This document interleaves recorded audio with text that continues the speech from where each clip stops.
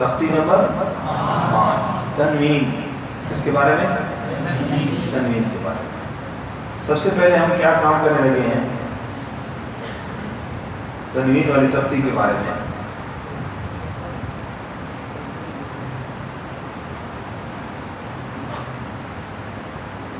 اس کی جو ادائیگی ہے وہ کیسے ہوگی، صحیح ادائیگی اور ممکنہ غلطیاں کیا ہے۔ میم دو زبر من،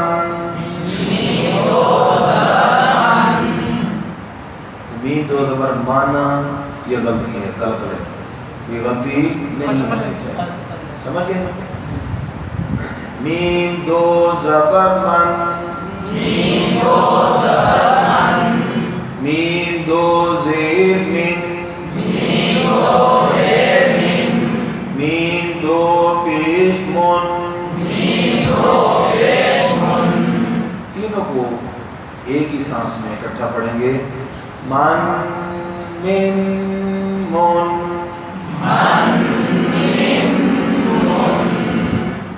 سمجھ آ گئی بات؟ تو کیا غلطی سمجھے؟ کلکلا نہیں ہونا چاہیے، ٹھیک ہے؟ اور تینوں کو ایک سانس میں اکٹھا پڑھیں گے، اور غنہ اتنا جو ہے معمولی سا کریں گے، زیادہ لمبا ہونا نہیں کریں گے، سمجھ آ رہی بات؟ اور اہم چیز جو پہلے بھی عرض کی جا چکی ہے، ہر تختی میں اس کا لحاظ رکھنا ہے، ہجا کرتے وقت حرف کا نام پورا لینا ہے۔ کیا عرض کیا؟ مثلا صاد، یہ حرف کا نام پورا لیا، کیونکہ صاد کی دال دو زبر کی دال اکٹھی ہو کر ادغام ہو جاتا ہے، تو اس کا خیال رکھنا ہے۔ صاد دو زبر صن، صاد دو زیر صن، صاد دو پیش صن، صاد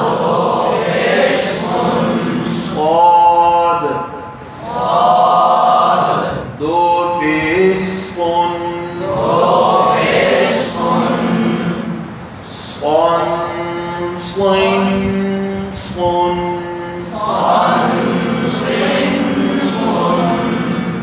اگر یہاں پر زیر اور پیش میں غلطی کا امکان ہوگا تو پھر بچے کو بھی علیحدہ علیحدہ پڑھانا ہے۔ مثلا پوری زبان کی جڑ اٹھ رہی ہے کہ نہیں؟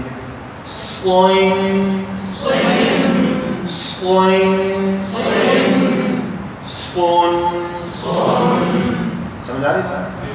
اور یہاں پر غلطی کا امکان زیر اور پیش میں بہت زیادہ ہوتا ہے، اس لیے علیحدہ اس کو پڑھا لیں گے، علیحدہ علیحدہ کر کے تو زیادہ بہتر ہے، غلطی کی اصلاح آسانی سے ہو جائے گی۔ سمجھ گئے بچے؟ اسی طرح بان بن بن،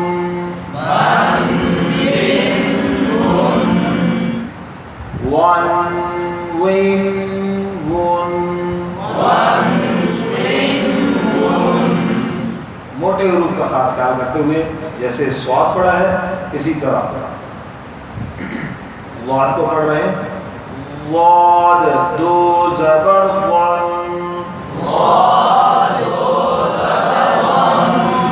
واد دو زیر one,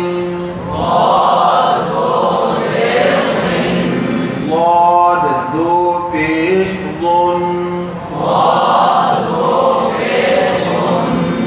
one one one,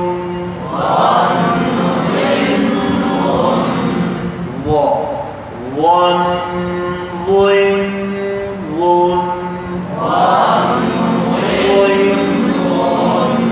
one, one کی طرف ہے ون ون، کیا بات؟ ون ون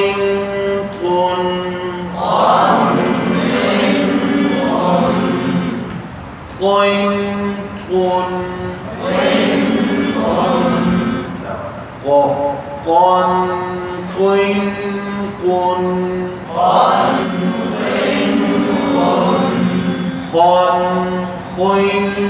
خن جان جی کیا ہے بھائی خا خا ہو گیا خن خن خن غین غن غین غن جی تو یہ جو پڑھنے کا طریقہ تھا وہ میں نے آپ کو عرض کر دیا.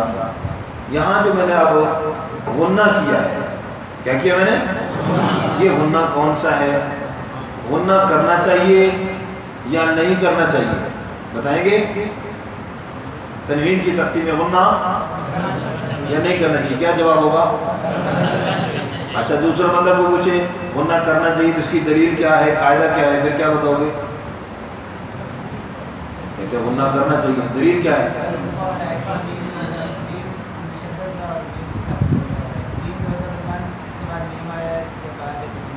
میم مشدد ہے میم مشدد کہاں گیا میم دو زبر من کے بعد کیا آ رہا ہے یہاں تو کوئی بھی نہیں ہے نہیں یہ علیحدہ خانے ہے آپ کا کھانا خراب ہوگا یعنی میم دو زبر من علیحدہ خانے میں میم دو زیر من تو کھانا خراب ہو جائے تو پھر تو علیحدہ بات ہے لیکن یہ تو علیحدہ ہے ٹھیک ہے یہ علیحدہ ہے اس لیے کوئی قاعدہ کوئی نہیں یہاں پر غنہ کرنے کا جو غنہ آپ کہہ رہے ہیں. تو یہاں آپ نے جو بات نوٹ کرنی ہے وہ کیا ہے غنے کی دو قسمیں ہیں غنہ آنی اور غنہ زمانی. غنہ آنی جو مخارج میں عرض کر چکا ہوں خیشوم کے مخرج میں کہ غنہ آنی نون ساکن میم ساکن اور تنوین کی ذات کا حصہ ہوتا ہے. نون ساکن میم ساکن اور تنوین کی ذات کا حصہ ہے. اور غنہ آنی کی مثال جیسے گھنٹی کی آواز جیسے ٹن ٹن من یہ سمجھ گئے. دوسرا جو غنہ زمانی ہے وہ صفت عارضہ ہے یعنی نون مشدد ہو یا میم مشدد ہو یا نون ساکن تنوین کے بعد حروف یرملون ہو یا با ہو تو پھر غنہ ہوتا ہے وہ صفات عارضہ میں سے ہے اس کو غنہ زمانی کہتے ہیں جس پر زیادہ دیر لگتی ہے. لہذا اس تختی میں غنہ زمانی زیادہ دیر کرنے والے کا کوئی قاعدہ نہیں ہے لیکن غنہ آنی تنوین کی ذات کا حصہ ہے اور وہ کتنا ہوتا ہے جیسے گھنٹی کی آواز ٹن جیسے سمجھا کی بات جی شاباش. اس بات کو یہ اب ادائیگی کے متعلقہ بات ہے. تو یہاں پر اب کوئی پوچھے غنہ ہوتا ہے جی ہوتا ہے. کون سا غنہ غنہ زمانی نہیں اس کا قاعدہ ہی نہیں ہے آپ بتا سکتے. تو بھائی لاجک بتانی ہے دلیل بتانی ہے کیا دلیل ہے جب دلیل نہیں ہوگی تو پھر بات غلط ہو جائے گی. سمجھ آ گئی بات. وہ علیحدہ بات ہے کہ اگر کوئی غنہ کروا رہا ہو تو وہ گناہ نہیں ہے بھائی کوئی لہن جلی نہیں ہو رہی. ایک استاد کی ذوق ہے کہ جی بچوں کے اندر غنے کی عادت بن جائے کرنے کی علیحدہ بات لیکن قاعدہ ایسا قاعدہ نہیں ہے. اصول پتہ ہونا چاہیے. اگر کروانا ہے تو گناہ یہ بھی پتہ ہونا چاہیے تاکہ آپ فتویٰ نہ لگا دیں کسی پر بھی. اچھا اب اس کے علاوہ دوسری ممکنہ کچھ باتیں ہیں. میم دو زبر من اس کے ساتھ الف لکھا ہوا ہے ہجا میں اس کا نام لیتے ہیں کہ نہیں بولے بھائی کیوں نہیں لیتے. دال دو زبر دن کے آگے کیا لکھا ہوا ہے یا لکھا ہوا ہے الف کہاں لکھا دال دو زبر دن کے آگے کیا لکھا ہے یا لکھا ہوا ہے. ہجا میں یا کا نام لیتے ہیں. دال دو زبر دن کے آگے کیا لکھا ہوا ہے بولے بیٹا یہ دیکھیں دال دو زبر دن کے آگے یا اور دال دو زبر دن کے آگے کیا لکھا ہوا ہے یا. ہجا میں یا کا نام لیتے ہیں جی نہیں لیتے. تو اب اس کا کیا قاعدہ ہے وہ اصول اور قاعدہ نوٹ کر لیں کہ جو حرف پڑھنے میں نہیں آتا اور حرکات و سکنات سے خالی ہوتا ہے، ہجا میں اس کا نام نہیں لیا جاتا۔ اصول نوٹ کر لیا؟ جو حرف پڑھنے میں نہیں آتا اور ہجا میں اور حرکات و سکنات سے خالی ہوتا ہے، ہجا میں اس کا نام نہیں لیا جاتا۔ بات سمجھ آ گئی؟ لہذا دال دو زبردن کے آگے یا کا نام بھی نہیں لیا جائے گا۔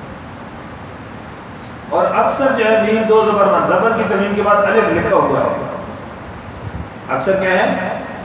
الف لکھا ہوا ہے۔ تو اس کی وجہ کیا ہے؟ اس کا جواب یہ ہے کہ دو زبر کی تنوین کا جو وقف وہ الف کے ساتھ ہوتا ہے، اس لیے دو زبر کی تنوین کے ساتھ اکثر الف لکھا ہوا ہے۔ پھر سوال ہوگا کہ دال دو زبردن کے آگے پھر یا کیوں لکھا ہے؟ تا دو زبردن کے آگے کچھ نہیں لکھا، حمزہ دو زبر ان کے آگے کچھ نہیں لکھا۔ تو اس کا جواب یہ ہے کہ قاری نور محمد صاحب رحمۃ اللہ علیہ نے مصحف عثمانی کی رسم کا لحاظ کرتے ہوئے دال دو زبردن کے آگے یا لکھ دیا، جیسے قرآن پاک میں آتا ہے ذالک الکتاب لا ریب فیہ ھدی، وہاں دال کی تنوین کے بعد کیا ہے؟ یا لکھا ہوا ہے۔ تو قرآن پاک کی مصحف عثمانی کی رسم کی طرف اشارہ کرتے ہوئے قاری نور محمد صاحب رحمۃ اللہ نے اس مثال کو یوں لکھ دیا۔ اسی طرح حمزہ دو زبر ان کے آگے قرآن میں اکثر الف ہے ہی نہیں، اس لیے حمزہ دو زبر ان کے آگے الف نہیں لکھا، الف نہیں لکھا۔ سمجھ گیا جی؟ بات سمجھ آئی جی؟ تو یہ ہے تنوین کی تختی۔ اسی تختی کے ساتھ آگے جو ابدن کی تختی بالکل ملتی جلتی، دونوں کی مشق اکٹھی کریں گے۔ کتنی دیر ہوگی جی؟ اچھا، تو چلو اس کو پھر آگے علیحدہ کر لیتا، یہ کافی یہاں پر